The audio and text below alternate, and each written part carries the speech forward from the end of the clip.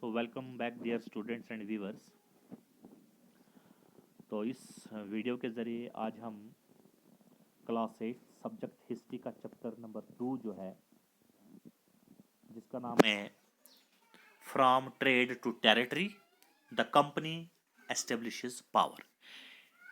तो किस तरीके से ट्रेड से लेकर टेरिटरी तक जो ईस्ट इंडिया कंपनी थी, जो यूरोपियन कंपनीज थी, उन्होंने अपनी पावर्स को इंडिया में एस्टेब्लिश किया। सो ये चैप्टर है, तो इसके कुछ क्वेश्चन आंसर्स को आज हम, जो आपकी text book as per your prescribed syllabus है, उसको हम डिस्कस करेंगे। So first of all part 1, question number 1 क्या कहता है? Match the following. जैसे कि यहां पर कॉलम ए और ये है कॉलम बी। अब हमने इनको क्या करना? मैच।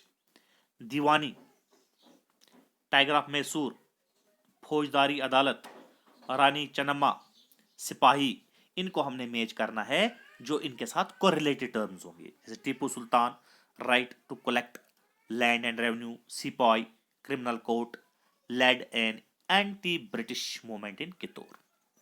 तो आइए अब हम इसको नीचे मैच करते हैं। यह है इसका आंसर। दीवानी, दीवानी को हमने मैच किया है right to collect land revenue. तो एक दीवानी जो है एक राइट था to collect the land revenue. तो जो रेवेन्यू कलेक्ट किया जाता था लैंड से, वो एक कलेक्ट, उसको हम कहते थे दीवानी। टाइगर ऑफ मैसूर किसको कहा जाता था? टीपू सुल्तान को। फौजदारी अदालत, फौजदारी अदालत हुआ क्रिमिनल कोर्ट को हम कहते थे फौजदारी अदालत। रानी चन्नम्मा, रानी चन्नम्मा कौन थी? She is led an anti British movement in कितूर।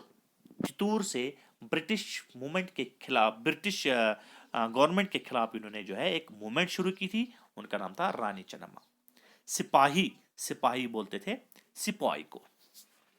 तो दिस इज क्वेश्चन नंबर 1। अब क्वेश्चन नंबर 2 है फिल इन द ब्लैंक्स। पहला part, the British conquest Bengal with the battle began with the battle of. तो ब्रिटिश कन्क्वेस्ट, जो बंगाल के ऊपर जो British ने कब्जा किया था, उसकी शुरुआत जो है कौन सी बैटल से हुई थी? बैटल ऑफ प्लेसी से। ठीक है, तो ये यहां पर आपने लिखना है। Next part, Hyder Ali and Tipu Sultan were the rulers of. Hyder Ali और ये टीपू सुल्तान जो थे, ये दो कौन से किंगडम या कौन से एरिया के रूलर थे?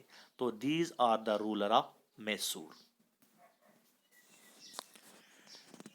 नेक्स्ट है C part, Dalhousie implemented the doctrine of. Dalhousie ने कौन सा डॉक्ट्राइन जो है इंप्लीमेंट किया था? Doctrine of lapse.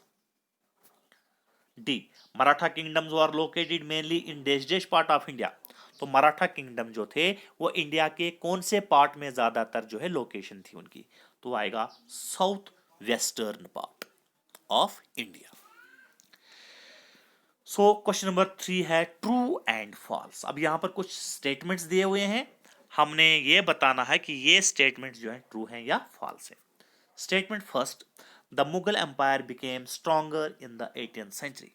कहता है जो मुगल एम्पायर थी वो हिंदुस्तान में 18वीं शताब्दी के दौरान स्ट्रांग हुई। तो ये आएगा false. B part, the English East India company was the only European company that traded with India. कहता है ईस्ट इंडिया कंपनी वाहिद एक ऐसी यूरोपियन कंपनी थी जो इंडिया के साथ या इंडिया में कारोबार ट्रेड कर रही थी। तो ये भी आएगा फॉल्स। बल्कि ईस्ट इंडिया कंपनी के अलावा भी बहुत सारी ऐसी यूरोपियन कंपनीज थी जो इंडिया के साथ ट्रेड कर रहे थे। C part, Maharaja Ranjit Singh was the ruler of. Maharaja Ranjit Singh कौन सी रियासत या कौन सी स्टेट के रूलर थे? Sorry, Maharaja Ranjit Singh was the ruler of Punjab. Punjab के वो रूलर थे। तो क्या यह सही है या गलत? सो ये स्टेटमेंट जो है बिल्कुल ट्रू है। D part, the British did not introduce administrative changes in the territories they conquered. कहता है ब्रिटिश ने जो भी टेरिटरीज, इंडिया की टेरिटरीज के ऊपर जिनके ऊपर उन्होंने कब्जा किया था, तो यहां पर उनका जो एडमिनिस्ट्रेटिव चेंजेस नहीं लाई। तो ये बिल्कुल गलत है। जो भी एरियाज या जो भी टेरिटरीज ब्रिटिश हुकूमत ने अपने कब्जे में ली थी, तो वहां पर उन्होंने जो एडमिनिस्ट्रेटिव सिस्टम जो पहले का था उसमें काफी तब्दीली लाई थी। तो क्वेश्चन नंबर 4 कहता है, what attracted European trading companies to India. कहता है ये जो यूरोप की बहुत सारी ट्रेडिंग कंपनीज कारोबार करने के लिए इंडिया में आई, उसके पीछे क्या रीजन है, यहां पर वो कौन सी चीजें थी जिन जिन चीजों ने जो है यूरोपियन ट्रेडिंग कंपनीज को अट्रैक्ट किया, अपनी तरफ आकर्षित जो है किया। So answer is European trading companies were attracted to Indian because of a number of reasons. तो कोई एक वजह नहीं थी, बल्कि बहुत सारे ऐसे रीजन से जिनकी वजह से यूरोपियन ट्रेडिंग कंपनीज जो है इंडिया में आई और यहां पर उन्होंने तिजारत किया। जैसे trading with India was highly profitable and fruitful to the businessman in the Europe. सबसे पहले जो इंडिया के साथ जो ट्रेडिंग था, ये जो है जो यूरोपियन बिजनेसमैन थे उनके लिए काफी ज्यादा फ्रूटफुल था, फायदेमंद था और प्रॉफिटेबल था। Next part, the European trading companies purchased goods at cheaper and sold them in Europe at the higher. कहता है यूरोपियन ट्रेडिंग कंपनीज के जो लोग थे, जो मर्चेंट थे, वो यहाँ पर जो थे, जो कच्चा माल होता था या जो भी यहाँ पर गुड्स चीजें वगैरह मिलती थी, वो काफी सस्ते दाम होते, चीपर प्राइसेस पे उनको खरीदा जाता था और फिर वही चीजें यूरोपियन कंट्रीज में जो है काफी हाई प्राइस में बेची जाती थी, जिससे यूरोपियन ट्रेडर्स को काफी ज्यादा प्रॉफिट होता था, काफी ज्यादा मुनाफा होता था। Next point, the fine qualities of cotton silk produced in India had a big market in the Europe. कहता है इंडिया में मिलने वाला जो है जो कॉटन और सिल्क की जो फाइन क्वालिटी थी, उसकी यूरोपियन कंट्रीज में बहुत सारा डिमांड थी। तो क्योंकि वो डिमांड कहां से पूरी हो सकती थी, इंडिया से, यही वजह है कि यूरोपियन ट्रेडिंग कंपनीज इंडिया में आई। Next step, Indian spices. तो इंडिया में बहुत सारी ऐसी स्पाइसेस जो है अवेलेबल थी, जैसे paper, cloves, cardamom, cinnamon were in a great demand in the Europe.